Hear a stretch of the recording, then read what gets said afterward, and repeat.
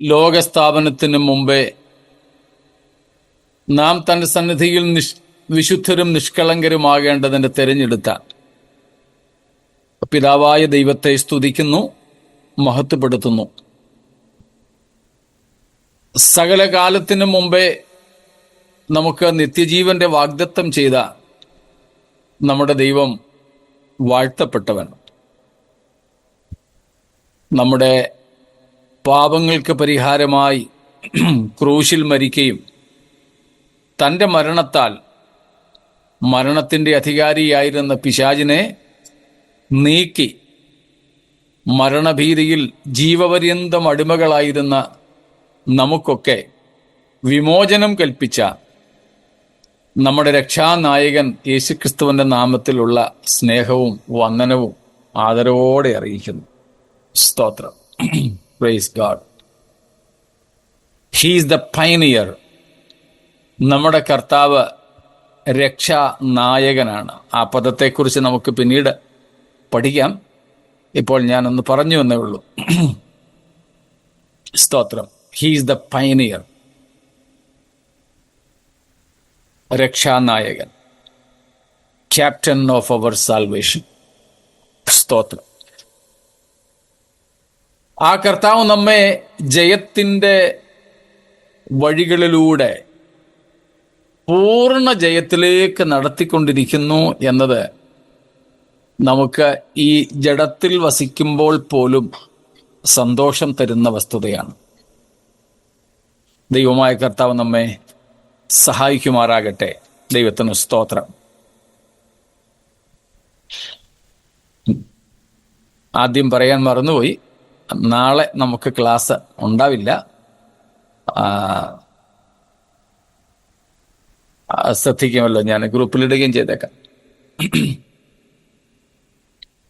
ദൈവം നമ്മെ സഹായിക്കട്ടെ. നമ്മൾ കർത്താവായ യേശുക്രിസ്തു ജഡമെടുത്തതുകൊണ്ട് ക്രിസ്തുവിലൂടെ അനുഭവിക്കുന്ന അനുഗ്രഹങ്ങളെക്കുറിച്ച്, ക്രിസ്തു നമുക്ക് വേണ്ടി ക്രൂശിൽ തൻ്റെ ജഡധാരണത്താൽ നേടിത്തന്ന നന്മകളെക്കുറിച്ച്, നേട്ടങ്ങളെക്കുറിച്ച്, യേശുക്രിസ്തുവിൻ്റെ മനുഷ്യപ്പിറവിയുടെ നന്മകളെക്കുറിച്ച്, ഉദ്ദേശങ്ങളെക്കുറിച്ച് ഒക്കെയാണ് പഠിച്ചുകൊണ്ടിരിക്കുന്നത്.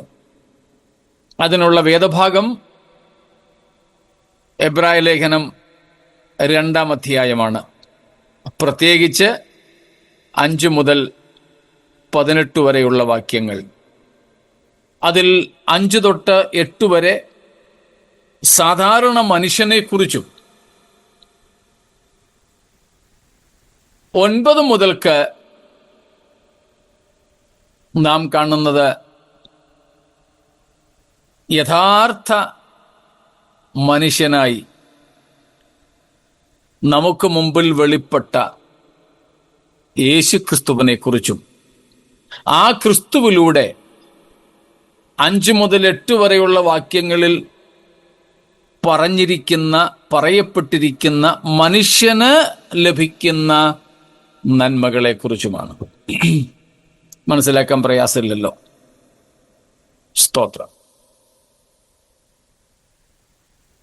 നാം അതിൽ ഏതാണ്ട് 12ഓളം കാര്യങ്ങളാണ് കണ്ടത്, അല്ലേ? 12 കാര്യങ്ങളാണ് കണ്ടത്. അതിൽ 10ഉം 11ഉം കാര്യങ്ങളായിരുന്നു ഇന്നലെ നമ്മൾ ചിന്തിച്ചത്. ഏറ്റവും ഒടുവിലാണ് 11ാമത്തേതിനെക്കുറിച്ച് സംക്ഷിപ്തമായി നാം പഠിച്ചതും.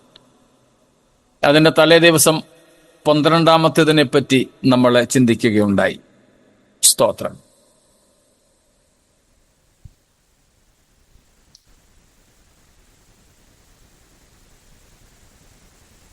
അതിൽ നമ്മൾ ഇന്നലെ കണ്ടുകൊണ്ടിരുന്നത് 10ഉം 11ഉം കാര്യങ്ങളായിരുന്നു. യേശുക്രിസ്തു തൻ്റെ മരണത്താൽ പിശാചിനെ നീക്കി. 11ാമത്തേതായിരുന്നു ജീവപര്യന്തം മരണഭീതിയിൽ അടിമകളായിരുന്ന മനുഷ്യരെ വിടുവിച്ചു. മരണഭീതിയിൽ നിന്ന് വിടുവിച്ചു. ഇന്ന് യേശുക്രിസ്തുവിൽ വിശ്വസിക്കുന്ന, ആശ്രയിക്കുന്ന ദൈവജനത്തിന് ഫിയർ ഓഫ് ഡെത്ത്, മരണഭയം ഇല്ല. ഇന്നലെയും നമ്മൾ പറഞ്ഞതുപോലെ യേശുക്രിസ്തു ഉയർത്ത് ജീവിക്കുന്നുവെന്ന പാട്ടിനകത്തെ കോറസ് കഴിഞ്ഞുള്ള ആദ്യത്തെ സ്റ്റാൻസ യേശുക്രിസ്തു ഉയർത്ത് ജീവിക്കുന്നു എന്നുള്ളതാണ്. ഇടയ്ക്കത്തേതാണ് കോറസ്. അത് കഴിഞ്ഞ് രണ്ടാമത്തെ സ്റ്റാൻസയാണ് കൊല്ലുന്ന മരണത്തിൻ ഘോരതര വിഷപ്പല്ലു തകർന്നതിനാൽ ഇനി തെല്ലും ഭയമെന്യേ മൃത്യുവിനെ നമ്മൾ വെല്ലുവിളിക്കുകയാണ്. സ്തോത്രം. കൊല്ലുന്ന മരണത്തിൻ ഘോരതര വിഷപ്പല്ല് തകർന്നു. സ്തോത്രം.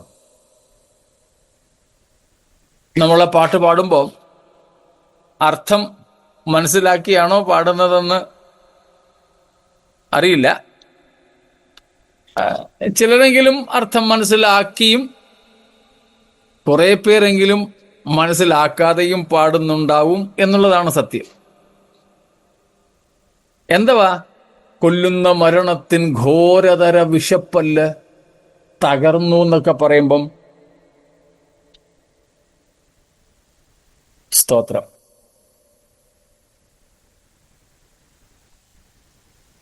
പ്ലീസ് വന്നാട്ടെ.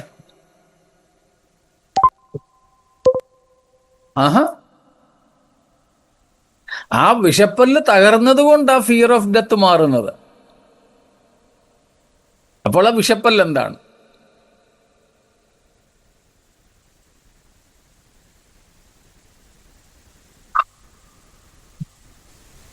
പാപത്തിന്റെ വിഷമുള്ള മരണത്തെ നീക്കിയത്. ഇച്ചിരി തിരിഞ്ഞുപോയി. ശരിയാ. മരണത്തിന്റെ വിഷം, മരണത്തിന്റെ വിഷമുള്ളായ. പാട്ടുകാരൻ വിഷപ്പല്ലെന്നാ പറഞ്ഞത്. പക്ഷെ ബൈബിളിൽ വിഷപ്പല്ലെന്ന് കാണുന്നില്ല, വിഷമുള്ളെന്നാ കാണുന്നേ. വായിക്കാമല്ലോ, എടുത്തോ. 1 കൊരിന്ത്യർ.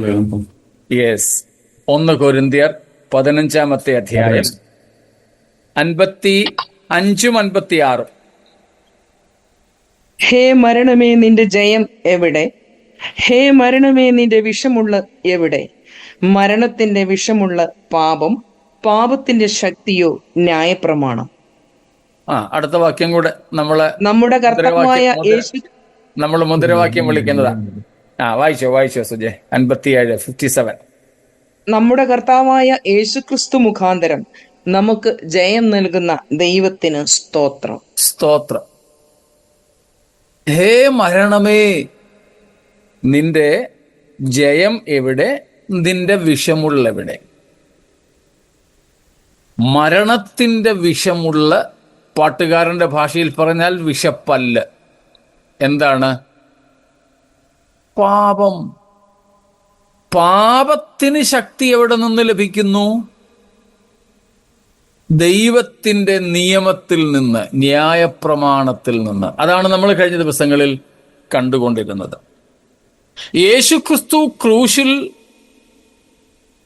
ഇതിനെ രണ്ടിനെയും, ഒന്നിനെ നീക്കി അല്ലെങ്കിൽ ഒന്നിന് പരിഹാരം വരുത്തി ഒന്നെ നിവർത്തിച്ചു. ന്യായപ്രമാണം നിവർത്തിച്ചു, പാപത്തിന് പരിഹാരം വരുത്തി. അപ്പോൾ വിഷമുള്ള അല്ലെങ്കിൽ വിഷപ്പല്ലിന്റെ വീര്യം ഇല്ലാതെയായി. സ്തോത്രം. ഇപ്പം കാര്യം കുറച്ചുകൂടെ വ്യക്തമായി കാണുമായിരിക്കുമല്ലോ. സ്തോത്രം. Praise God. അപ്പോൾ മരണം മനുഷ്യന്റെ മേൽ വാണത് പാപം നിമിത്തമാണ്. പിശാചിന് മനുഷ്യന്റെ മേൽ അധികാരമുണ്ടായതും മനുഷ്യന്റെ പാപം നിമിത്തം. കർത്താവ് അതിന് പരിഹാരം വരുത്തി. കൂടാതെ പാപം നിമിത്തം നമുക്ക് എതിരായി നിന്നിരുന്ന ദൈവത്തിൻ്റെ ന്യായപ്രമാണവും യേശുക്രിസ്തു നമുക്ക് പകരമായി നിവർത്തിച്ചു. സ്തോത്രം. നിവർത്തിച്ചു. അത് രണ്ടുമായപ്പോൾ നമുക്ക് പിശാചിൽ നിന്നും മരണത്തിൻ്റെ ഭീതിയിൽ നിന്നും മരണത്തിൽ നിന്ന് തന്നെയും വിമോചനം ലഭിച്ചു. സ്തോത്രം. അതുകൊണ്ട് നമുക്കിന്ന് മരണത്തെ ഭയപ്പെടുവാനില്ല, പിശാചിനെ ഭയപ്പെടുവാനില്ല. മരണത്തെയോ പിശാചിനെയോ തെല്ലും ഭയമില്ലാതെ വെല്ലുവിളിക്കുവാൻ നമുക്കിന്ന് സാധിക്കും. ഇതൊക്കെ വെച്ചുകൊണ്ടാണ് നമ്മൾ ഏറ്റവും ഒടുവിൽ യോഗം കഴിയുമ്പം പറയുന്നത്, കർത്താവായ യേശുക്രിസ്തു മുഖാന്തരം നമുക്ക് ജയം നൽകുന്ന ദൈവത്തിന് സ്തോത്രം. യോഗം തീരാനുള്ള ഒരു മണിയടിയല്ലത്. സ്തോത്രം. സ്കൂളിലൊക്കെ ഞങ്ങളൊക്കെ സ്കൂളിൽ പഠിക്കുമ്പം കൂട്ടമണി അടിച്ചാൽ അവധിയാ. എന്നും 4 മണിക്ക് ഒരുമിച്ച് കൂട്ടമണി അടിക്കും. ചിലപ്പോൾ സമരമൊക്കെ ഉണ്ടാകുന്ന സമയത്ത് ഞങ്ങൾ ഇങ്ങനെ ആദ്യത്തെ പീരീഡിൽ തന്നെ കാത്തിരിക്കും കൂട്ടമണി കേൾക്കാൻ. സ്കൂള് പിരിച്ചുവിട്ടു എന്ന മണിയാ. എന്നതുപോലെ പെന്തക്കോസ്തുകാരുടെ യോഗം പിരിച്ചുവിട്ടു എന്നുള്ള ഒരു മുദ്രാവാക്യമായിട്ടാണ് പലരും ഈ വാക്യത്തെ, ഈ പ്രഖ്യാപനത്തെയും കാണുന്നത്. കർത്താവായ യേശുക്രിസ്തു മുഖാന്തരം നമുക്ക് ജയം നൽകുന്ന ദൈവത്തിന് സ്തോത്രം. പിതാവിനും പുത്രനും പരിശുദ്ധാത്മാവിനും ഓരോ ഹല്ലേലൂയ കൊടുത്തിട്ട് നമ്മൾ ഇറങ്ങിപ്പോവും. അർത്ഥം മനസ്സിലാക്കിക്കൊള്ളുക. യേശു തൻ്റെ മരണത്താൽ പാപത്തിന് പ്രായശ്ചിത്തവും പരിഹാരവും വരുത്തി. യേശുക്രിസ്തു തൻ്റെ ജീവിതത്താലും ശുശ്രൂഷയാലും ഒടുവിൽ തൻ്റെ മരണത്താലും പരിശുദ്ധനായ ദൈവത്തിൻ്റെ നീതിയുള്ള നിയമത്തെ നിവർത്തിക്കുകയും ചെയ്തു. പാപമെന്ന പ്രശ്നത്തിന് പരിഹാരവും ന്യായപ്രമാണം എന്ന നിയമത്തിൻ്റെ ആവശ്യങ്ങളുടെ നിവർത്തീകരണവും മനുഷ്യന് പകരക്കാരനായി സമ്പൂർണ്ണ മനുഷ്യനായ ക്രിസ്തു വരുത്തിയപ്പോൾ, സ്തോത്രം, നമുക്ക് പിശാചിൽ നിന്നും പാപത്തിൽ നിന്നും തൽഫലമായ മരണഭയത്തിൽ നിന്നും മരണത്തിൽ നിന്ന് തന്നെയും വിമോചനം ഉണ്ടായി എന്ന വസ്തുതയാണ് നമ്മൾ കണ്ടുകൊണ്ടിരുന്നത്. ഇത്രയും കാര്യങ്ങളിൽ എന്തെങ്കിലും അവ്യക്തതയുണ്ടോ? വിശദീകരണം ആവശ്യമുള്ള ഭാഗങ്ങളുണ്ടോ?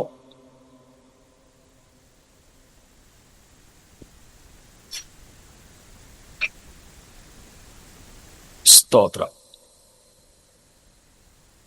അതിനോട് ചേർന്ന് നമ്മൾ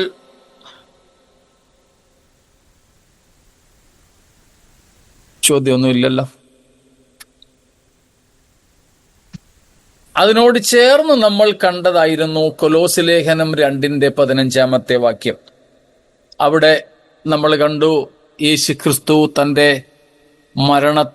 മരണത്താൽ എന്നവിടെ എഴുതിയിട്ടില്ല, ക്രൂശിന്മേൽ എന്ന പ്രയോഗം അവിടെ ഉണ്ട്.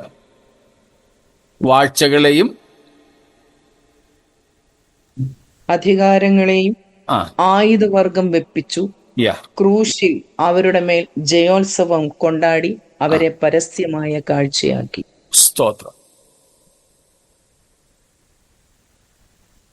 വാഴ്ചകളെയും അധികാരങ്ങളെയും ആയുധവർഗം വയ്പ്പിച്ചു. സ്തോത്രം. Paul is describing a vivid picture of Roman generals who conquered notable enemies of the Roman Empire.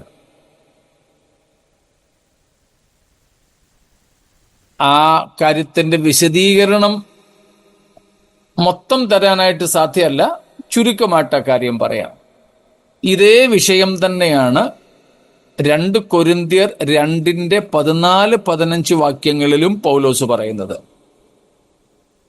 The picture and the background are the same behind Colossians 2:15 and 2 Corinthians chapter 2:14 and 15.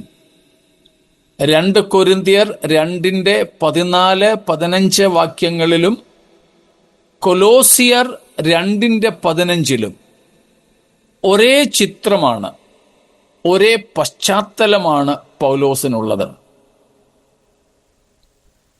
Roman സാമ്രാജ്യത്തിൻ്റെ പട്ടാളം ഇന്നും കേൾവി കേട്ട military പവറാണ്, സൈന്യശക്തിയാണ്. ഇന്നും ലോകത്ത് എമ്പാടുമുള്ള പട്ടാളത്തിൻ്റെ ഒരു structure, ഒരു രൂപമെന്ന് പറയുന്നത് റോമൻ പട്ടാളത്തിൻ്റെ രീതിയാണ്.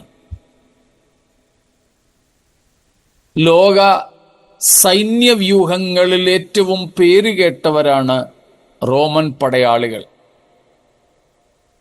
അതിക്രൂരന്മാരായ ശക്തന്മാരായ പടയാളികൾ. അതുകൊണ്ടാണ് ദാനിയേൽ പ്രവചനം 7-ാമത്തെ അധ്യായത്തിൽ 4 ലോക സാമ്രാജ്യങ്ങളെക്കുറിച്ചുള്ള ദർശനം ദാനിയേലിന് ലഭിച്ചപ്പോൾ ബാബിലോൺ, മേദ്യ-പേർഷ്യ, ഗ്രീസ്, റോം, ഈ 4 സാമ്രാജ്യങ്ങളാണ്. ഈ സാമ്രാജ്യങ്ങളെ പ്രതിനിധീകരിക്കുന്ന 4 മഹാമൃഗങ്ങളെയാണ് കാണുന്നത്. ബാബിലോണിനെ പ്രതിനിധീകരിച്ച സിംഹം, മൃഗങ്ങളുടെ രാജാവ്. ആള് ക്രൂരനും ശക്തനും രാജാവും ഒക്കെ ആണെങ്കിലും കാണാനെങ്കിലും ഒരു ചന്തമുണ്ട്. മേദ്യ-പേർഷ്യയെ പ്രതിനിധീകരിച്ചത് കരടിയ, ബിയർ. ഗ്രീസിനെ, നമ്മുടെ മഹാനായ അലക്സാണ്ടറിന്റെ ഗ്രീസിനെ ചിത്രീകരിച്ചത് ഏറ്റവും വേഗവാനായ ചീത്ത, ലെപ്പേർഡ്, പുള്ളിപ്പുലിയ. അവയൊക്കെ നമുക്ക് കാട്ടിൽ കാണാൻ കിട്ടും. Even people domesticate them. ഗൾഫിൽ ഉൾപ്പെടെ പല സ്ഥലങ്ങളിലും സിംഹം പോലെയുള്ള മൃഗങ്ങളെ പോലും വളർത്തുന്നുണ്ട്. അവയെല്ലാം കാട്ടുമൃഗങ്ങളാണെങ്കിലും മാംസഭുക്കുകളാണെങ്കിലും ആൾക്കാർ അവയെ വളർത്തുന്നുണ്ട്. നമ്മുടെ നാട്ടിൽ പിന്നെ ആനയെ വളർത്താം. എനിക്ക് തോന്നുന്നു മാംസഭുക്ക് അല്ലാത്തത് കൊണ്ടാണ് അതിന് അനുവാദം. എന്നാലും അത് കൊല്ലാറുണ്ട് ആൾക്കാരെ. അതും ഒഴിവാക്കാനുള്ള ശ്രമത്തിലാണ് നമ്മുടെ ഗവൺമെന്റുകൾ. തൃശ്ശൂർ പൂരത്തിനുൾപ്പെടെ റോബോട്ടിക് ആനയെ ഇറക്കുന്നുവെന്ന വാർത്തയൊക്കെ കണ്ടിരുന്നു. ഇനി ഒരിക്കലും മതം പൊട്ടത്തില്ല. ഇനിയും ഈ ആന ആരെയും കൊല്ലത്തില്ല. അത്യാവശ്യം ചലിക്കും, നടക്കും, ചെവി അനക്കും, തുമ്പിക്ക ഉയർത്തും എന്നൊക്കെ ഇങ്ങനെ വാർത്തകൾ കണ്ടു. പോട്ടെ. ഏതായാലും വിദേശങ്ങളിലൊക്കെ ഈ മൃഗങ്ങളെ, ഈ പറയപ്പെട്ട സിംഹത്തെയും കരടിയെയും പിന്നെ പുള്ളിപ്പുലിയെയും ഒക്കെ വളർത്താറുണ്ട്. കരടിയെ ഇവിടെയും ഇന്ത്യയിലും വളർത്തി ഞാൻ കണ്ടിട്ടുണ്ട്. ഉത്തരേന്ത്യയിലൊക്കെ ഇപ്പോഴുണ്ടെന്ന് എനിക്ക് അറിഞ്ഞുകൂടാ. ഞാൻ UP-യിലും MP-യിലും ഒക്കെ ഉണ്ടായിരുന്ന സമയത്ത്, രാജസ്ഥാനിലും ഒക്കെ ഉണ്ടായിരുന്ന സമയത്ത് കരടിയെയും കൊണ്ടുവന്ന് ചന്തസ്ഥലങ്ങളിൽ കളികൾ നടക്കുമായിരുന്നു.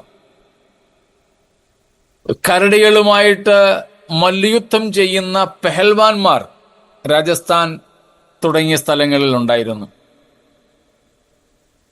കരടിയുമായിട്ട് മൽപ്പിടുത്തം നടത്തുന്ന ആൾക്കാരെ അതുവരെ ഒക്കെ കണ്ടിട്ടുണ്ട്. എന്നാൽ മറ്റേത് രണ്ടും ഇല്ല. എന്നാലും ശരി, ഈ 3ഉം നമുക്ക് ഭയമുളവാക്കുമെങ്കിലും വെറുപ്പുളവാക്കുന്നതല്ല.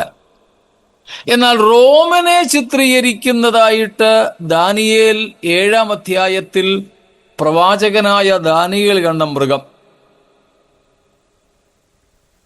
ജ്ഞാനിയായ ദാനിയേലിന് പോലും പേരിടാൻ ഒക്കാത്ത തരത്തിൽ, ഭൂമിയിൽ ഇല്ലാത്ത തരത്തിലെ ഒരു മൃഗമാണ്.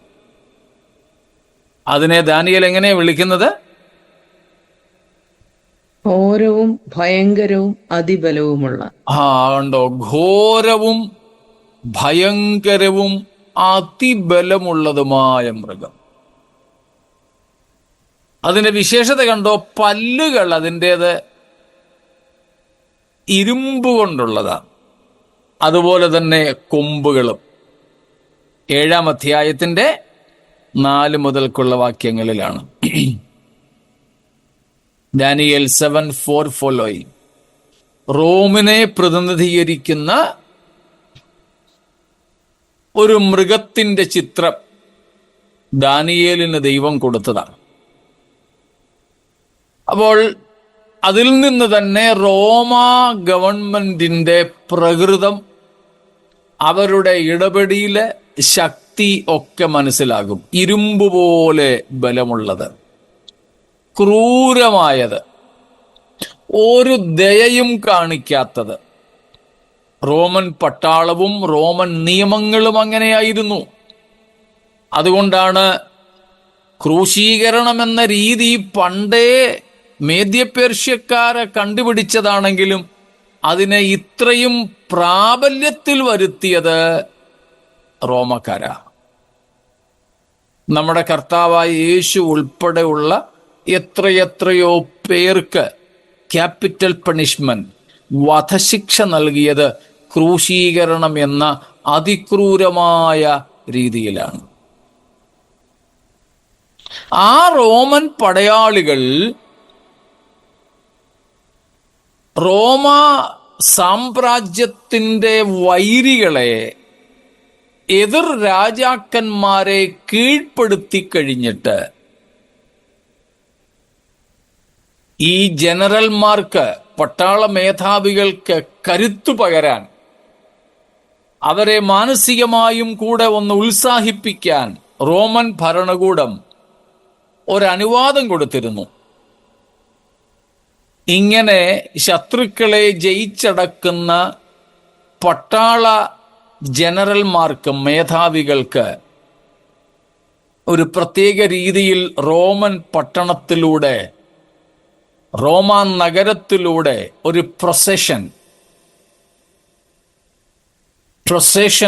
എ വിക്ടറി പ്രൊസഷൻ നടത്താൻ, ഒരു ജയ റാലി നടത്താൻ അനുവാദം ഉണ്ടായിരുന്നു. പ്രത്യേകമായ രീതികളൊക്കെ ഉണ്ട്. ഒരു പ്രത്യേക തരത്തിലുള്ള ധൂപമൊക്കെ കത്തിച്ചുകൊണ്ടാണ് ഇങ്ങനെ, അതിന് പ്രത്യേക സംവിധാനങ്ങളൊക്കെ ഉണ്ട്. അതിൻ്റെയൊക്കെ വിശദീകരണത്തിന് പോയ ഇന്നത്തെ ക്ലാസ് മുഴുവൻ പോകും. അതുകൊണ്ട് അതിന് മുതിരുന്നില്ല. അത് വച്ചുകൊണ്ടാണ് ആ ഒരു സുഗന്ധദ്രവ്യങ്ങളിങ്ങനെ പുകച്ചുകൊണ്ടാണ് പോകുന്നത്. അപ്പോൾ ഏറ്റവും മുമ്പിൽ നിൽക്കുന്നത് ഈ ജയിച്ചടക്കിയ, ശത്രുക്കളെ ജയിച്ചടക്കിയ പട്ടാള മേധാവിയ. തൻ്റെ വശങ്ങളിൽ തൻ്റെ ഒപ്പം നിന്ന ട്രൂപ്പുണ്ട്, പട്ടാളക്കാരുണ്ട്. പുറകിൽ സ്ഥാനവസ്ത്രമെല്ലാം അഴിച്ചു വെച്ച് അത്യാവശ്യം നഗ്നത മാത്രം മറയ്ക്കാൻ വസ്ത്രങ്ങൾ ഉടുത്ത ശത്രു രാജാക്കന്മാർ, ഈ റോമൻ പട്ടാള മേധാവികൾ പിടിച്ചടക്കിയ, ഇവരുടെ മുമ്പിൽ കീഴടങ്ങിയ ശത്രു രാജ്യത്തെ രാജാക്കന്മാരോ പട്ടാള മേധാവികളോ ഒക്കെ പരാജയപ്പെട്ടവരായി പുറകിലുണ്ട്. ഇവർക്കൊപ്പം അവരും നടക്കുക. അവരെ നാട് ചുറ്റി ഒന്ന് പരിഹസിക്കുകയാണ് ഇവിടുത്തെ ലക്ഷ്യം. അപ്പോൾ ജയിച്ചടക്കിയ പട്ടാള മേധാവിക്കും പട്ടാളക്കാർക്കും ഈ റാലി, ഈ പ്രൊസഷൻ അതൊരു അഭിമാനമാണെങ്കിൽ, പരാജയപ്പെട്ട് ഇവരുടെ പുറകിൽ അർത്ഥനഗ്നരായി ആയുധങ്ങളൊന്നുമില്ലാതെ ഇങ്ങനെ പോകുന്ന ചങ്ങലക്കിട്ട ശത്രുപക്ഷത്തെ പട്ടാളക്കാർക്കോ രാജാക്കന്മാർക്കോ ഇത് അപമാനമാണ്. ഈ ചിത്രമാണ് കൊലോസ്യർ 2:15. പാപം നിമിത്തം ഇതുവരെയും മനുഷ്യകുലത്തെ മുഴുവനും എല്ലാവിധങ്ങളിലും നശിപ്പിച്ചുകൊണ്ടിരുന്ന, എക്സ്പ്ലോയിറ്റ് ചെയ്ത, ചൂഷണം ചെയ്തുകൊണ്ടിരുന്ന പൈശാചിക ശക്തികളെ മുഴുവനും കൂടെ യേശുക്രിസ്തു എന്തു ചെയ്തു? ജയിച്ചടക്കി. Somebody asked, Jesus conquered sin and devil. What more we need? യേശു ക്രൂശിൽ പാപത്തിനും മരണത്തിനും പിശാചിനും മേൽ ജയം കൊണ്ടാടി. ഇനി എന്തോ വേണം? വേറെ എന്തോ ഉണ്ട് ഇനി കാൽക്കീഴാകാൻ? സ്തോത്രം, ഒന്നുമില്ല. അങ്ങനെ റോമൻ പട്ടാളക്കാരിലെ ജയാളി, ജയത്തോടെ, one who leads the procession from the forefront, ഈ ജയിച്ച പട്ടാള അധികാരി മുൻപിൽ നിന്ന് ഈ ജാഥ നയിക്കുന്നത് പോലെ നമ്മുടെ കർത്താവ് ക്യാപ്റ്റൻ ഓഫ് സാൽവേഷനായി, രക്ഷാനായകനായി മുമ്പിൽ നിന്നുകൊണ്ട് ഈ ജാഥ നയിക്കുന്നു. ഈ ജാഥ നയിക്കുന്നതിൽ 2 കാര്യങ്ങളുണ്ട്. ഒന്ന്, രക്ഷാനായകൻ എന്ന നിലയിൽ തന്നോടൊപ്പം അവങ്കൽ വിശ്വസിക്കുന്ന, പാപമോചനം പ്രാപിക്കുന്ന നമ്മെ താൻ ഇരിക്കുന്ന തേജസ്സിലേക്ക് നടത്തുമ്പോൾ മറ്റൊരു ചിത്രമാണ്, അവൻ പരാജയപ്പെടുത്തിയ ശത്രു സൈന്യത്തെ മുഴുവനും എന്തു ചെയ്തു? ആയുധവർഗം വയ്പ്പിച്ചു. എന്നിട്ടോ അവയെ പരസ്യമായ കാഴ്ചയാക്കി. തോറ്റ രാജാക്കന്മാർ, തോറ്റ പട്ടാളക്കാർ വിവസ്ത്രരായി, നഗ്നരായി പുറകിൽ കയ്യും കൂച്ചുവിലങ്ങിട്ട് നിൽക്കുമ്പോൾ അവർക്കത് പരാജയമാണ്, അപമാനമാണ്. ഇതുപോലെ മനുഷ്യവർഗത്തിൻ്റെയും ദൈവത്തിൻ്റെയും ശത്രുവായ പിശാചിനെയും അവൻ്റെ കൂട്ടരെയും യേശു ക്രൂശിൽ എന്തു ചെയ്തു? ആയുധവർഗവും വയ്പ്പിച്ചു. അവയിൽ നിന്ന് അവരുടെ സകല അധികാരങ്ങളും പിടിച്ചു വാങ്ങി, നഷ്ടപ്പെടുത്തി, അവയെ പരസ്യ കാഴ്ചയാക്കി. സ്തോത്രം. അതാണ് നാം അവിടെ കാണുന്നത്. അങ്ങനെ പാപത്തിന് പരിഹാരം വരുത്തി, മരണത്തെ നീക്കി, മരണഭയം നീക്കി. സ്തോത്രം. കൂടാതെ സാത്താന്യ ശക്തികളെ മുഴുവനും ജയിച്ചടക്കി. സാത്താന്യ ശക്തികളെ മുഴുവനും ജയിച്ചടക്കി. സ്തോത്രം. അങ്ങനെ യേശുക്രിസ്തു നമ്മുടെ രക്ഷാനായകനായി നമുക്ക് ജയം നൽകുന്നു. സ്തോത്രം. ഇത്രയും കാര്യങ്ങൾ വ്യക്തമാണോ?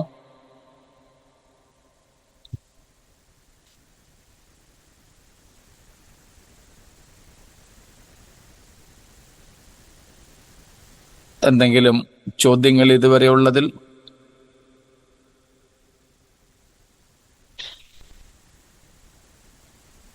ഇല്ലെങ്കിൽ നമുക്ക് മുൻപോട്ട് അടുത്ത ഭാഗങ്ങൾ കൂടെ ചിന്തിക്കാം. ഒന്നും കൂടെ 14ഉം 15ഉം വാക്യങ്ങൾ വായിച്ചാട്ടെ. 2-ാം അധ്യായം. മക്കൾ ജഡരക്തങ്ങളോട് കൂടിയവർ ആകൊണ്ട് അവനും അവരെ പോലെ ജഡരക്തങ്ങളോട് കൂടിയവനായി മരണത്തിന്റെ അധികാരിയായ പിശാചിനെ തന്റെ മരണത്താൽ നീക്കി ജീവപര്യന്തം മരണഭീതിയാൽ അടിമകളായിരുന്നവരെയൊക്കെയും വിടുവിച്ചു. സ്തോത്രം. ഈ 2 വാക്യങ്ങളിൽ നിന്നും നാം 2-3-4 കാര്യങ്ങൾ കണ്ടുവല്ലോ. ആ വാക്യങ്ങളിലേക്ക് നമ്മൾ ഒന്നും കൂടെ മടങ്ങി വരും, മറ്റു ചില പദങ്ങളെ എടുത്ത് പഠിക്കുന്നതിന് വേണ്ടി. 16-ാം വാക്യവും നമ്മൾ പഠിച്ചതാണെങ്കിലും ഒന്നും കൂടെ വായിക്കാം. ദൂതന്മാരെ സംരക്ഷണ ചെയ്യുവാൻ അല്ല, അബ്രഹാമിന്റെ സന്തതിയെ സംരക്ഷണ ചെയ്യുവാനത്രേ അവൻ വന്നത്. അതും നമ്മൾ കണ്ടു കഴിഞ്ഞതാണ്. യേശുക്രിസ്തുവിന്റെ ജഡധാരണത്തിന്റെ ഉദ്ദേശം ദൂത സംരക്ഷണമോ ദൂതരക്ഷയോ ആയിരുന്നില്ല, മനുഷ്യരക്ഷയായിരുന്നു എന്ന് നമ്മൾ മനസ്സിലാക്കി. വീണുപോയ ദൂതന്മാരുണ്ട്, ദൈവസന്നിധിയിൽ നിന്നും തള്ളപ്പെട്ട ദൂതന്മാരുണ്ട്. എന്നാൽ അവരെ രക്ഷിക്കുന്നതിനായിട്ടല്ല യേശു ജഡമെടുത്തത്. പകരം പാപത്തിലകപ്പെട്ട് ദൈവസന്നിധിയിൽ നിന്നും തള്ളപ്പെട്ട മാനവകുലത്തെ രക്ഷിപ്പാനാണെന്ന് നമ്മൾ കണ്ടു കഴിഞ്ഞു. അതുകൊണ്ട് ആ വാക്യവും വിടുകയാണ്. സ്തോത്രം. ഇനി 17-ാമത്തെ വാക്യം. അതുകൊണ്ട് ജനത്തിന്റെ പാപങ്ങൾക്ക് പ്രായശ്ചിത്തം വരുത്തുവാൻ അവൻ കരുണയുള്ളവനും ദൈവകാര്യത്തിൽ വിശ്വസ്ത മഹാപുരോഹിതനും ആകേണ്ടതിന് സകലത്തിലും തന്റെ സഹോദരന്മാരോട് സദൃശനായി തീരുവാൻ ആവശ്യമായിരുന്നു. വളരെ വ്യക്തതയോടെ 17-ാം വാക്യത്തിൽ യേശുക്രിസ്തുവിന്റെ ശരീരധാരണത്തിന്റെ ലക്ഷ്യങ്ങളെപ്പറ്റി പറഞ്ഞിട്ടുണ്ട്. ഈ 17-ാമത്തെ വാക്യത്തിൽ പറയുന്ന കാര്യങ്ങൾ: 1, ജനത്തിന്റെ പാപങ്ങൾക്ക് പ്രായശ്ചിത്തം വരുത്തുവാൻ. 2, വിശ്വസ്ത മഹാപുരോഹിതൻ ആകേണ്ടതിന്. 2 പ്രധാനപ്പെട്ട ലക്ഷ്യങ്ങൾ അവിടെയുണ്ട്. അപ്പോൾ 13-ാമത്തെ ലക്ഷ്യമായി നമുക്കിവിടെ കാണാൻ സാധിക്കുന്നത് എന്താണ്? പാപങ്ങൾക്ക് പ്രായശ്ചിത്തം വരുത്തുവാൻ. സ്തോത്രം. മനുഷ്യന്റെ പാപത്തിന് പ്രായശ്ചിത്തം വരുത്തുവാൻ. യേശുക്രിസ്തുവിന്റെ ജഡധാരണത്തിന്റെ ഉദ്ദേശമാണ് 13-ാമത്തെ ഉദ്ദേശമായി നാം ഇവിടെ കാണുന്നത്. സ്തോത്രം. മനുഷ്യരുടെ പാപത്തിന് പ്രായശ്ചിത്തം വരുത്തുക. നമ്മൾ ഇതിനോടകം തന്നെ പിശാചിനെ നീക്കി എന്ന വിഷയത്തിൽ ഇന്നലെയും നമ്മൾ ഇതിൻ്റെ വിശദീകരണം കണ്ടതാണല്ലോ. അതുകൊണ്ട് കൂടുതൽ സമയം നമുക്ക് ഈ വിഷയത്തിൽ അവിടെ നിൽക്കേണ്ടതില്ല. മറ്റു പല സന്ദർഭങ്ങളിലും യേശുക്രിസ്തു പാപത്തിന് പ്രായശ്ചിത്തം വരുത്തിയതിനെ കുറിച്ച് നമ്മൾ കണ്ടിട്ടുണ്ട്. സ്തോത്രം. കഴിഞ്ഞ ആഴ്ചയിലായിരുന്നു നമ്മൾ 1 യോഹന്നാൻ 2-ാം അധ്യായത്തിന്റെ 2-ാമത്തെ വാക്യം വായിച്ചത്. യേശുക്രിസ്തു എന്ന കാര്യസ്ഥൻ, പാരാക്ലിറ്റെ, പരിശുദ്ധാത്മാവിനു വേണ്ടിയും കാര്യസ്ഥൻ എന്ന് പറഞ്ഞിട്ടുണ്ട്. യോഹന്നാൻ തന്റെ 1-ാം ലേഖനം 2-ാം അധ്യായം 1-2 വാക്യങ്ങളിൽ പറയുന്ന കാര്യസ്ഥൻ പരിശുദ്ധാത്മാവല്ല, യേശുക്രിസ്തുവാണ്. ആ യേശുക്രിസ്തു എന്ന കാര്യസ്ഥൻ നമുക്ക് പിതാവിന്റെ സന്നിധാനത്തിങ്കലുണ്ട്. അവൻ നമ്മുടെ പാപങ്ങൾക്ക് പ്രായശ്ചിത്തമാകുന്നു. നമ്മുടേതിന് മാത്രമല്ല, സർവ്വലോകത്തിന്റെയും പാപത്തിനും കൂടെ യേശുക്രിസ്തു പ്രായശ്ചിത്തമാകുന്നു എന്ന് കാണുന്നു. അപ്പോൾ യേശുക്രിസ്തുവിനെ വേദപുസ്തകം പരിചയപ്പെടുത്തുന്നത് പാപത്തിന് പ്രായശ്ചിത്തമെന്നാണ്. പ്രായശ്ചിത്തം വരുത്തിയവനും താൻ തന്നെ പ്രായശ്ചിത്തവുമാണ്. സ്തോത്രം. അറ്റോൺമെന്റ്. സ്തോത്രം. പ്രൊപ്പീഷിയേഷൻ.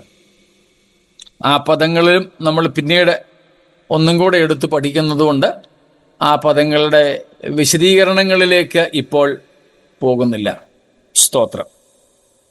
യേശുക്രിസ്തു നമ്മുടെ പാപങ്ങൾക്ക് പ്രായശ്ചിത്തം വരുത്തേണ്ടതിനാണ് ഈ ഭൂമിയിലേക്ക് വന്നത്. ജനത്തിൻ്റെ പാപങ്ങൾക്ക് പ്രായശ്ചിത്തം വരുത്തുക. സ്തോത്രം. നമുക്കറിയാം യേശുക്രിസ്തു എങ്ങനെയാണ് പാപത്തിന് പ്രായശ്ചിത്തം വരുത്തിയത് എന്ന്. തൻ്റെ രക്തത്താൽ, കാളകളുടെയും ആട്ടുകൊറ്റന്മാരുടെയും രക്തങ്ങൾക്ക് പാപപരിഹാരം ശാശ്വതമായിട്ട് വരുത്തുവാൻ കഴിയാതിരുന്നത് കൊണ്ട് ദൈവം തൻ്റെ പുത്രനെ പാപം നിമിത്തവും പാപജഡത്തിൻ്റെ സാദൃശ്യത്തിലും അയച്ചു എന്ന് നാം റോമർ 8:3 നിന്ന് ഈ കഴിഞ്ഞ ദിവസങ്ങളിലും വായിക്കുകയുണ്ടായല്ലോ. സ്തോത്രം. അപ്പോ യേശുക്രിസ്തു he made atonement and propitiation for human sin. സ്തോത്രം. എങ്ങനെയാണ് കർത്താവ് നമ്മുടെ പാപങ്ങൾക്ക് പ്രായശ്ചിത്തം വരുത്തിയത്? നമുക്കറിയാം,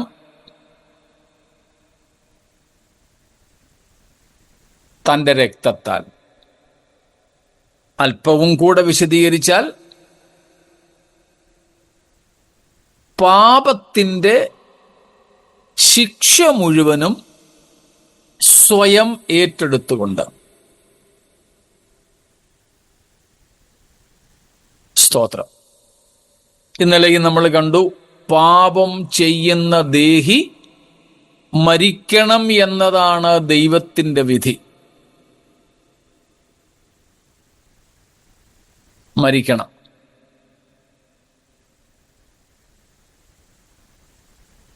പക്ഷേ പാപം ചെയ്യുന്ന മനുഷ്യൻ മരിച്ചാൽ പിന്നെ അവനില്ല. അതോടുകൂടെ അവൻ്റെ കഥ കഴിഞ്ഞു. അസ്തിത്വം അവസാനിക്കുന്നില്ലല്ലോ. അസ്തിത്വം അങ്ങ് അവസാനിക്കുകയായിരുന്നെങ്കിൽ പാപം ചെയ്യുന്നവൻ മരിച്ചോട്ടെ, കുഴപ്പമില്ലായിരുന്നു. ഇത് പക്ഷെ അങ്ങനെയല്ല. By death the existence doesn't come to cease,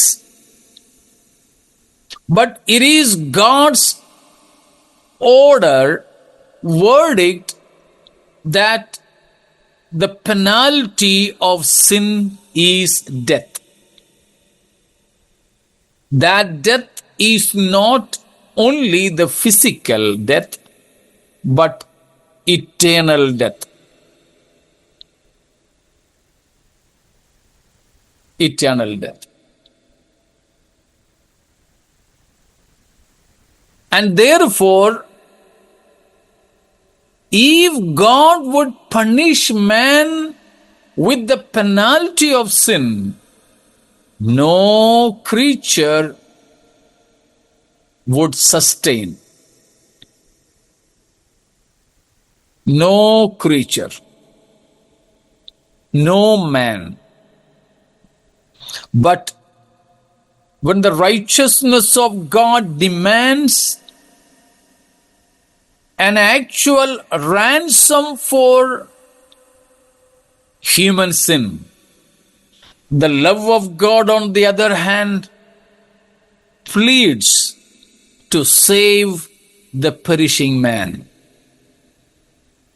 ഒരു ഭാഗത്ത് ദൈവത്തിൻ്റെ നീതി മനുഷ്യനിൽ നിന്നും അവന്റെ പാപത്തിന് മറുവില ആവശ്യപ്പെടുമ്പോൾ,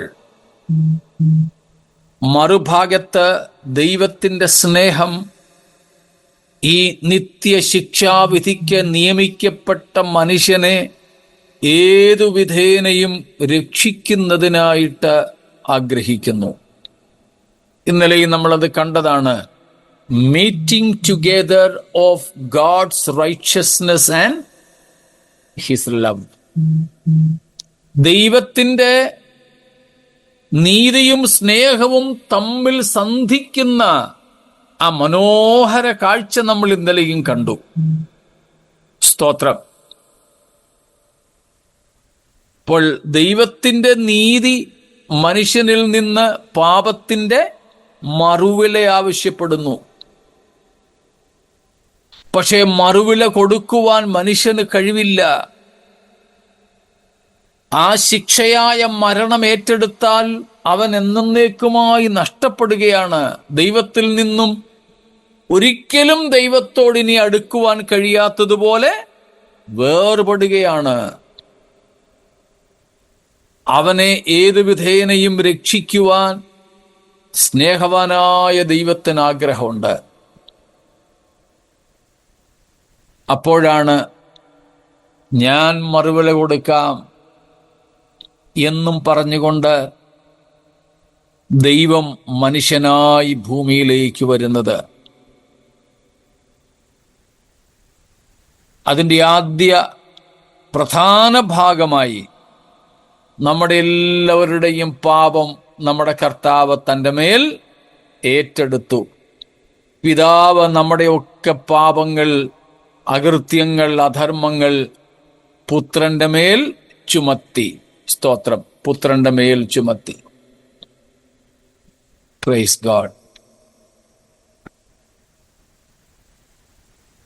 അങ്ങനെ യേശു നമുക്ക് വേണ്ടി പാപം ആക്കപ്പെട്ടു.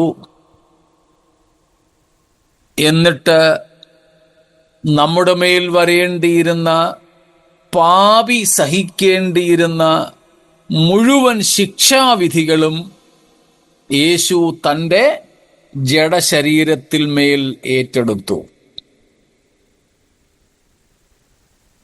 സ്തോത്രം. അങ്ങനെ യേശു നമ്മുടെ പാപങ്ങൾക്ക് പ്രായശ്ചിത്തം വരുത്തി. Nothing left to ransom human sin. Nothing left. ദൈവത്തിന്റെ നീതി മനുഷ്യന്റെ മറുവിലയായി, പാപത്തിന് മറുവിലയായി മനുഷ്യനിൽ നിന്നും ആവശ്യപ്പെട്ടതിൽ ഒന്നുപോലും, അല്പം പോലും കുറയാതെ, ശേഷിക്കാതെ പുത്രൻ എല്ലാം കൊടുത്തു തീർത്തു. സ്തോത്രം. അങ്ങനെ യേശു നമുക്ക് വേണ്ടി പ്രായശ്ചിത്തമായി. അതാണ് സ്തോത്രം ക്രിസ്തുവിന്റെ ജഡധാരണത്തിൻ 13ാമത്തെ ലക്ഷ്യം. നമുക്കുണ്ടായ നേട്ടം, നമ്മുടെ പാപത്തിന് യേശു എന്തായി മാറി? പ്രായശ്ചിത്തമായി മാറി. Even today he is our perpetual propitiation. Yesu Kristu ക്രൂശിലെ മരണം കൊണ്ട് മാത്രമായിരുന്നില്ല നമുക്ക് വേണ്ടി പ്രായശ്ചിത്തമായത്. ഇപ്പോഴും അവൻ നമുക്ക് വേണ്ടി പിതാവിന്റെ സന്നിധിയിൽ പ്രായശ്ചിത്തമാണ് എന്നത്രേ യോഹന്നാൻ നമ്മോട് പറയുന്നത്. സ്തോത്രം. അതുകൊണ്ടാണ് നാം 10ാമത്തെ അധ്യായത്തിൽ കാണുന്നത്, യേശുക്രിസ്തു തൻ്റെ ഏക ശരീരയാഗത്താൽ നമുക്ക് വേണ്ടി എന്ത് നേടിയെന്ന? എന്നേക്കുമുള്ള വീണ്ടെടുപ്പിനെ നമുക്ക് നൽകിയിരിക്കുന്നു. സ്തോത്രം. 10:10 വായിച്ചോളൂ. ആ ഇഷ്ടത്തിൽ നാം യേശുക്രിസ്തു ഒരിക്കലായി കഴിച്ച ശരീരയാഗത്താൽ വിശുദ്ധീകരിക്കപ്പെട്ടിരിക്കുന്നു. അടുത്ത വാക്യം കൂടെ. ഏതു പുരോഹിതനും ദിവസേന ശുശ്രൂഷിച്ചും പാപങ്ങളെ പരിഹരിപ്പാൻ ഒരു നാളും കഴിയാത്ത അതേ യാഗങ്ങളെ കൂടെ കൂടെ കഴിച്ചും കൊണ്ടും നിൽക്കുന്നു. യേശുവോ പുരോഹിതന്മാരും, ഒന്ന് നിൽക്കണേ, പുരോഹിതന്മാരും മഹാപുരോഹിതന്മാരും കണക്കറ്റുണ്ടായിരുന്ന യഹൂദമതം. രാവിലെയും വൈകിട്ടും പ്രഭാതയാഗം 9 മണിക്കും സായാഹ്നയാഗം 3 മണിക്കും എല്ലാ ദിവസവും രാവിലെയും വൈകിട്ടും അർപ്പിച്ച് ആവർത്തിച്ച് യാഗമർപ്പിച്ചിട്ടും ഒരു പരിഹാരവും വരുന്നില്ല. അതിങ്ങനെ ആവർത്തിച്ചുകൊണ്ടേയിരുന്നു, ഫലമുണ്ടായില്ലെന്നാണ് ഈ 11-ാം വാക്യം പറയുന്നത്. എന്നാൽ എന്താ സംഭവിച്ചത്? അടുത്ത വാക്യം: യേശുവോ പാപങ്ങൾക്കു വേണ്ടി ഏകയാഗം കഴിച്ചിട്ട് എന്നേക്കും ദൈവത്തിന്റെ വലത്തുഭാഗത്തിരുന്നു കൊണ്ട് തന്റെ ശത്രുക്കൾ തന്റെ പാദപീഠമാകുവോളം കാത്തിരിക്കുന്നു. സ്തോത്രം.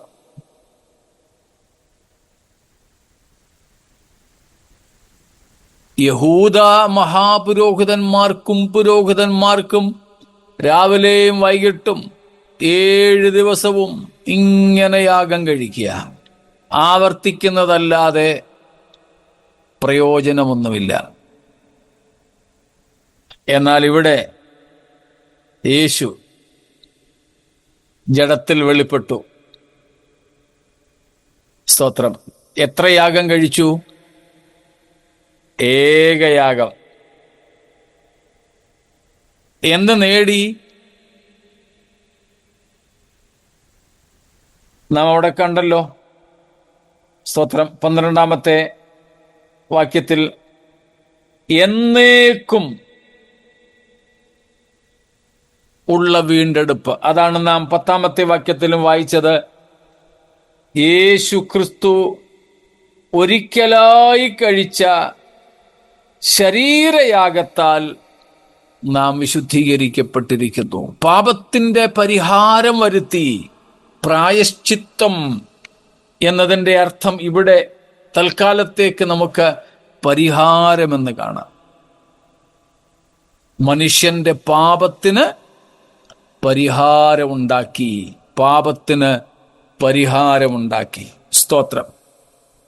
ആർക്കും പരിഹരിക്കാൻ വയ്യാത്ത ആ പ്രശ്നത്തെ, സ്തോത്രം, കർത്താവ് പരിഹരിച്ചു. Sin is forgiven. Sin is ransomed. സ്തോത്രം. പാപം ഇവിടെ പരിഹരിക്കപ്പെട്ടിരിക്കുന്നു. പാപപരിഹാരം സംഭവിച്ചിരിക്കുന്നു. അതുകൊണ്ട് യേശു പാപപരിഹാരകൻ. യേശു നമ്മുടെ പ്രായശ്ചിത്തം. സ്തോത്രം. അതിനാണ് യേശു ഭൂമിയിലേക്ക് വന്നത്. പാപമില്ലാത്തവൻ. നമ്മൾ കഴിഞ്ഞ ദിവസവും കണ്ടതുപോലെ പരിശുദ്ധനായിരുന്ന പൂർവാസ്തിക്യനായ ദൈവപുത്രൻ, the sinless, preeminent, the pre-existent Son of God, the one who was sinlessly born, ജനനത്തിൽ പാപം ഇല്ലാതെ ജനിച്ചവൻ, one who lived a sinless, challenging, most holy life. തൻ്റെ ജീവിതത്തിലും ശുശ്രൂഷയിലും സകലരെയും വെല്ലുവിളിച്ചുകൊണ്ട് പരിശുദ്ധമായ ജീവിതം നയിച്ചവൻ, who was tried but proven sinless in at least 6 courts and 7 times. നമുക്കറിയാവുന്നതുപോലെ 6 കോടതികളിൽ 7 പ്രാവശ്യമെങ്കിലും വിസ്തരിക്കപ്പെട്ടിട്ടും ഒരിക്കൽ പോലും കുറ്റവാളി എന്ന് തെളിയിക്കപ്പെടാൻ കഴിയാതെ പകരം നിഷ്കളങ്കനെന്ന് തെളിയിക്കപ്പെട്ടവൻ. At least by 6 witnesses who was declared sinless, including the betrayer, the traitor and the enemies. ഒറ്റുകാരനായ യൂദ ഉൾപ്പെടെ, ക്രൂശിച്ച ശത്രുക്കൾ ഉൾപ്പെടെ ഉള്ളവരാൽ, കുറഞ്ഞത് 6 പേരാലെങ്കിലും പാപരഹിതനെന്ന് പരിശുദ്ധനെന്ന് സാക്ഷ്യം കൊണ്ടവൻ. പക്ഷേ നമുക്ക് വേണ്ടി അവൻ പാപം ആയി. He was made sin for us. Also he was made a sin offering for our sake. അങ്ങനെയുള്ളവൻ നമുക്ക് വേണ്ടി പാപമാക്കപ്പെട്ടു. അങ്ങനെയുള്ളവൻ നമുക്ക് വേണ്ടി അകൃത്യയാഗമായി അർപ്പിക്കപ്പെട്ടു. അത് നിമിത്തം യേശുക്രിസ്തു തൻ്റെ പരിശുദ്ധ രക്തം നമ്മുടെ പാപത്തിന് പ്രായശ്ചിത്തമായി ഒഴുക്കി നമ്മുടെ മുഴുവൻ പാപത്തിൻ്റെ ശിക്ഷയും നാം എല്ലാവരുടെയും പാപത്തിൻ്റെ ശിക്ഷയും തൻ്റെ മേൽ ഏറ്റെടുത്തു. 2 പദങ്ങൾ ശ്രദ്ധിച്ചോണേ. നമ്മുടെ സകല ശിക്ഷയും ഏറ്റെടുത്തു, നാം സകലരുടെയും ശിക്ഷയും ഏറ്റെടുത്തു. All the penalty of every individual sinner and the penalty of all the sinners, okay? All the holistically or entire penalty of every individual sinner and the whole of the penalty of the entire humanity too he took upon himself. നമ്മിൽ ഓരോ പാപിയുടെയും സകല ശിക്ഷാവിധികളും സകല മനുഷ്യരുടെയും ശിക്ഷാവിധികളും തൻ്റെ മേൽ ഏറ്റെടുത്തുകൊണ്ട് യേശു നമുക്ക് വേണ്ടി പ്രായശ്ചിത്തമായി. അതാണ് 13ാമത്തെ ലക്ഷ്യം. വ്യക്തമാണല്ലോ. സ്തോത്രം. എത്ര സന്തോഷം തരുന്ന കാര്യമാണല്ലേ. ഇടതടവില്ലാതെ ഈ കർത്താവിനെ സ്തുതിക്കുവാനും സ്തോത്രം ചെയ്യുവാനും ഇതുപോരെ.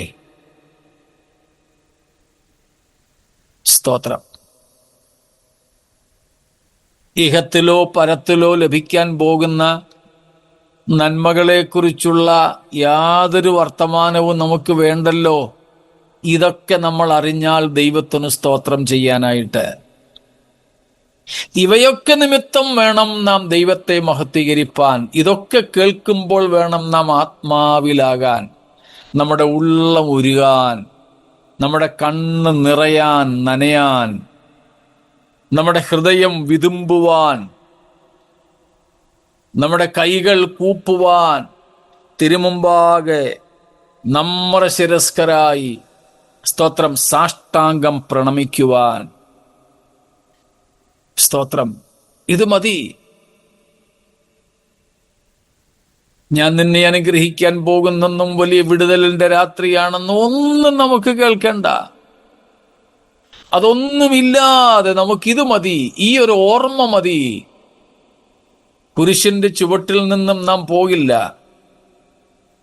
ആ മറിയയെ പോലെ ബാക്കി യേശുവിൻ്റെ അമ്മ ഉൾപ്പെടെ ഉള്ളവർ പോയാലും ആ മഗ്ദലക്കാരത്തിയെ പോലെയുള്ളവർ പോകില്ല. കല്ലറയെ ചുറ്റിപ്പറ്റി നിൽക്കും. കാണുന്നവരോടൊക്കെ ചോദിക്കും, യജമാനനെ, എന്റെ റബ്ബിയെ എവിടെയാണ് വെച്ചതെന്നൊന്ന് കാണിച്ചു തരാമോ? അവളെ കൊണ്ടൊക്കത്തില്ല.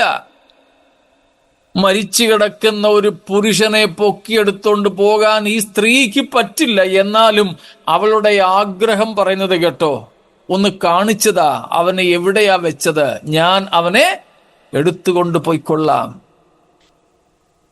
ആ കല്ലറ വിട്ടുമാറാതെ ബാക്കിയുള്ളവരൊക്കെ പോയപ്പോഴും ആ കല്ലറയോട് ചേർന്ന് അടക്കപ്പെട്ട ഉയർത്തുന്ന അവൾക്ക് വിശ്വാസമില്ല, അറിയില്ല. അതുകൊണ്ട് പറയുന്നു, അടക്കപ്പെട്ട യേശുവിനെ അന്വേഷിച്ച് നിൽക്കുന്ന ആ മറിയയെ പോലെ നാം ആ കുരിശിനെ വിട്ടുമാറാതെ ക്രൂശിന്റെ ചുവട്ടിൽ തന്നെ ഇരിക്കുവാൻ നാം ഇഷ്ടപ്പെടും. സ്തോത്രം. കാരണം അവിടെയാണ് നമ്മുടെ പാപത്തിന് പരിഹാരമുണ്ടായത്. അതാണ് നമ്മുടെ ജന്മസ്ഥലം. നമ്മുടെ ജന്മസ്ഥലം. സ്തോത്രം. എൻ്റെ അമ്മ എന്നെ പ്രസവിച്ച ആശുപത്രി ഇപ്പോഴും ഉണ്ട്. ഇന്നതൊരു ഒരു ആയുർവേദിക് ആശുപത്രിയായിട്ട് അവർ മാറ്റി. ഒരു കത്തോലിക്ക ആശുപത്രിയാണ്. സെന്റ് ജെറോം ഹോസ്പിറ്റൽ എന്നാണ് അതിനെ വിളിക്കുന്നത്.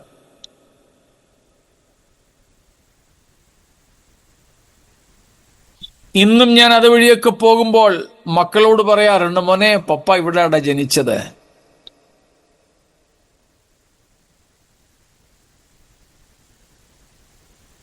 അതുവഴി പോകുമ്പോൾ ഒരു പ്രത്യേക ഓർമ്മയോ എന്തൊക്കെയോ ഉണ്ടാകാറുണ്ട്. ഞങ്ങളുടെ മൂത്ത മകൻ ജനിച്ചത് മധ്യപ്രദേശിലാണ്.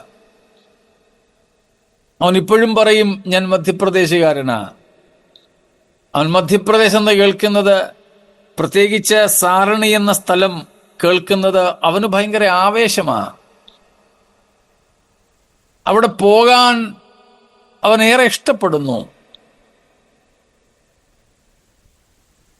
നമ്മെ നമ്മുടെ സ്വർഗസ്ഥ കർത്താവ് നൊന്ത് പ്രസവിച്ചത് ആ കാൽവറിയുടെ ചുവട്ടിലാകട്ടോ. അവിടെ വിട്ടുപോകാതെ ഇരിപ്പാൻ, ആ ഓർമ്മ ഒരിക്കലും നമ്മിൽ നിന്ന് മായാതിരിപ്പാൻ മനഃപൂർവ്വം ശ്രദ്ധിച്ചോണം. സ്തോത്രം. അത് നമുക്ക് വളരെ പ്രധാനപ്പെട്ട ഒരിടമാണ്. യേശു നമുക്ക് വേണ്ടി പ്രായശ്ചിത്തമാകുവാൻ, നമ്മുടെ പാപങ്ങൾക്ക് വേണ്ടി പ്രായശ്ചിത്തമാകുവാൻ നമ്മെപ്പോലെ ജഡരക്തങ്ങൾ ഉള്ളവനായി വന്നു എന്ന് എബ്രായർ 2:17 പറയുന്നു. മറ്റ് ചോദ്യങ്ങളില്ലെങ്കിൽ അടുത്തതും കൂടെ പറഞ്ഞ് നമുക്ക് നിർത്താം. 14ാമത്തെ കാര്യം അവിടെ പറഞ്ഞിരിക്കുന്നു. സ്തോത്രം. എന്താണ്? വിശ്വസ്ത മഹാപുരോഹിതനാകേണ്ടതിന്. To be faithful high priest, he took the form of a man. സ്തോത്രം. അവൻ കരുണയുള്ളവനും ദൈവകാര്യത്തിൽ വിശ്വസ്ത മഹാപുരോഹിതനുമാകേണ്ടതിന്.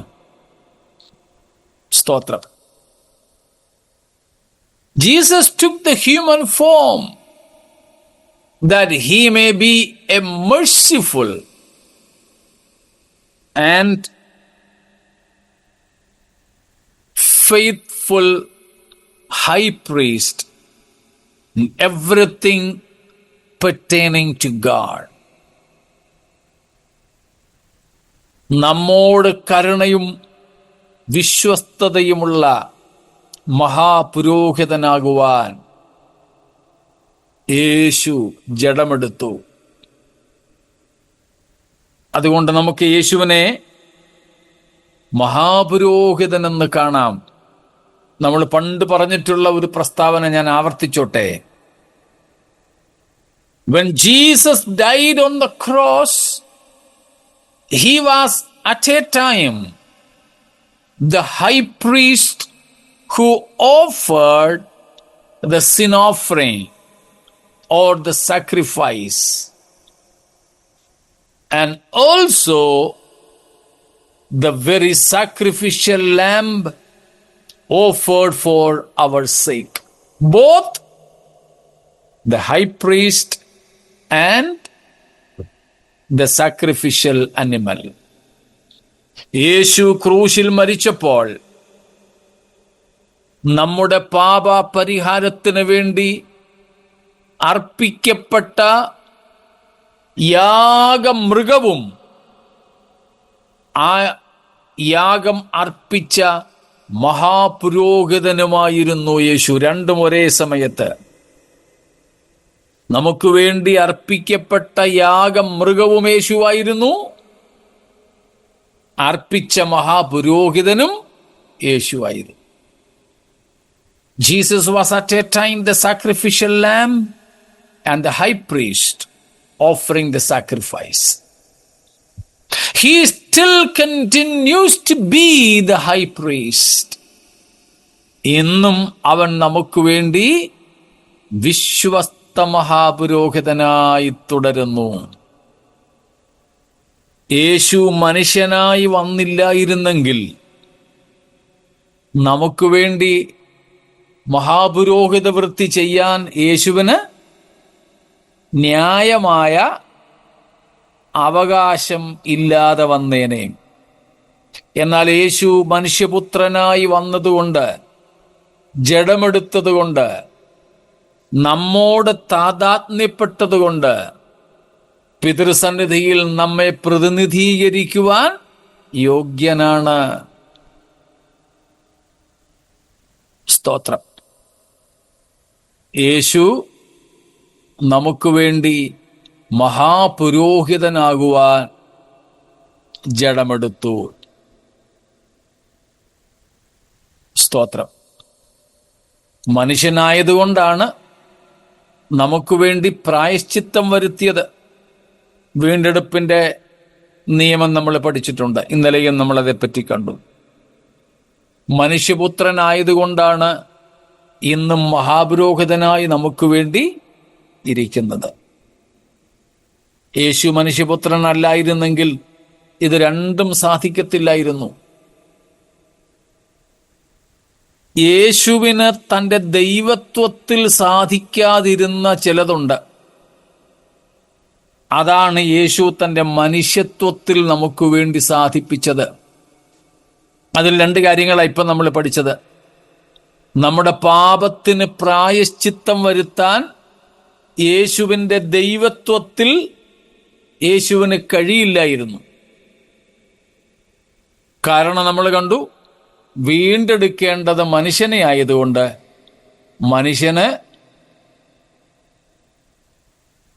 മനുഷ്യന്റെ അടുത്ത ചാർച്ചക്കാരന് മാത്രമേ വീണ്ടെടുക്കാൻ പറ്റൂ. യേശു ദൈവത്വത്തിൽ നമ്മുടെ വീണ്ടെടുപ്പുകാരനാകാൻ കഴിയില്ലായിരുന്നു, പ്രായശ്ചിത്തമാകാൻ കഴിയില്ലായിരുന്നു. അതുകൊണ്ട് മനുഷ്യത്വത്തിൽ വന്നു.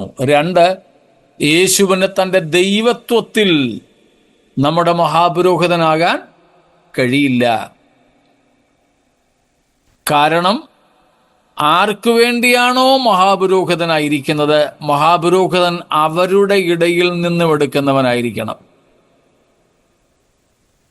Jesus could not be a high priest in his deity, because the law is that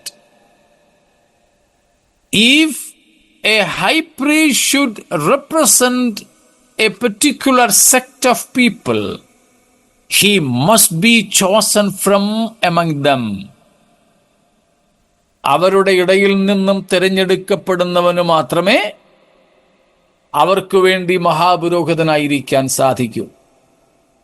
യേശു നമുക്ക് വേണ്ടി എന്ന് വെച്ചാൽ മനുഷ്യജാതിക്ക് വേണ്ടി മഹാപുരോഹിതനായിരിക്കുന്നത് തൻ്റെ മനുഷ്യത്വത്തിലാണ്. അതുകൊണ്ട് പൗലോസ്ലീഹ 1 തിമോത്തിയോസ് 2-ാം അധ്യായത്തിൽ പറഞ്ഞത്, ദൈവം 5-ാമത്തെ വാക്യത്തിലുണ്ടല്ലോ, ദൈവം 1 Timothy 2:5 ഒരുവനല്ലോ, ദൈവം ഒരുവനല്ലോ, ദൈവത്തിനും മനുഷ്യർക്കും മധ്യസ്ഥനും ഒരുവൻ. ആരാ? എല്ലാവർക്കും വേണ്ടി മറുവിലയായി തന്നെത്താൻ കൊടുത്ത മനുഷ്യനായ ക്രിസ്തുയേശു. കണ്ടോ, മനുഷ്യനായ ക്രിസ്തുയേശു. യേശു ദൈവമാണ്. തൻ്റെ ദൈവത്വത്തിന് യാതൊരു കുറവും കളങ്കവുമില്ല. എന്നാൽ ആ സമ്പൂർണ്ണ ദൈവത്വത്തിന് അഡീഷനായി ആ ദൈവത്വത്തോട് കൂട്ടിച്ചേർക്കുവാൻ മനുഷ്യത്വവും കൂടെ യേശു സ്വീകരിച്ചത് എന്തിനു വേണ്ടിയാ? നമുക്കെല്ലാവർക്കും വേണ്ടി മഹാപുരോഹിതനാകാൻ. ആ മഹാപുരോഹിതന്റെ വിശേഷതയാണ് നമ്മൾ അവിടെ വായിച്ചത്. കരുണയുള്ളവനും ദൈവവിഷയങ്ങളിലൊക്കെയും വിശ്വസ്തനുമായ മഹാപുരോഹിതനാകണം. യേശുവേ, അങ്ങയുടെ മനുഷ്യത്വത്തിനായി സ്തോത്രം. അങ്ങ് മനുഷ്യപുത്രനായി വന്നതിനായി സ്തോത്രം. അങ്ങയുടെ മനുഷ്യത്വമാണ് ഞങ്ങളുടെ രക്ഷ സാധ്യമാക്കിയത്, ഞങ്ങളുടെ പാപത്തിന് പ്രായശ്ചിത്തം സാധ്യമാക്കിയത്. അങ്ങയുടെ മനുഷ്യത്വമാണ് ഞങ്ങൾക്ക് വേണ്ടി അങ്ങയുടെ മഹാപുരോഹിത ശുശ്രൂഷയെ സാധ്യമാക്കിയത്. സ്തോത്രം. ആകയാൽ യേശുവിൻ്റെ മനുഷ്യത്വത്തിനു വേണ്ടി നാം ദൈവത്തിന് സ്തോത്രം ചെയ്ത് ക്രിസ്തുവിനോട് കടപ്പെട്ടവരായി രണ്ട് സ്തോത്രം പറഞ്ഞു നിർത്താതെ നമ്മെ തന്നെ അവിടുത്തേക്ക് പൂർണ്ണമായും അർപ്പിച്ചുകൊണ്ട് നമ്മുടെ ശിഷ്ടകാലം കഴിക്കേണ്ടതിന് നമ്മെ തന്നെ നമുക്ക് സമർപ്പിക്കാം. സ്തോത്രം. ഈ വചനങ്ങളാൽ ദൈവം നമ്മെ അനുഗ്രഹിക്കുമാറാകട്ടെ.